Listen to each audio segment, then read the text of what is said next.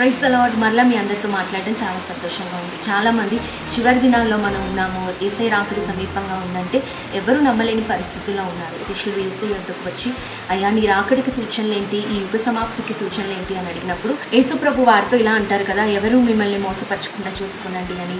రెండవదిగా అబద్ధ ప్రవక్తలు ఇస్తారని, అలాగే యుద్ధమును గూర్చిన సమాచారాలు మీరు వింటారని, అలాగే రాజ్యం మీదకి రాజ్యం, కరువులు, భూకంపాలు కలుగుతాయని, ఇవన్నీ యుగ సమాప్తికి సూచనలని ప్రభు చెప్తూ ఉంటారు. అలాగే ఇప్పుడు కూడా మన దేశంలో జరుగుతున్నది అవే కదండి. ఎక్కడ చూసినా యుద్ధాలు గూర్చిన సమాచారాలను వింటున్నాం. యుద్ధాలు, భయంకరమైన పరిస్థితులు మనం చూస్తున్నాము.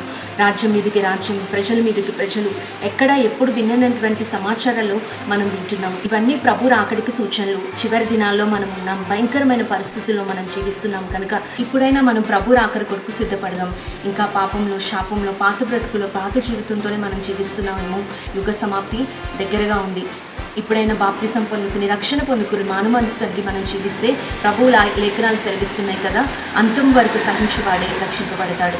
అవును, ఆ నిత్య రాజ్యంలోనికి మనం కూడా వెళ్ళాలంటే మారు మనసు పొంది, రక్షణ పొందుకుని, యేసయ్య కొరకు ఎప్పుడైతే మనం జీవిస్తామో ప్రభు రాకడలో మనమే ఎత్తబడతాము.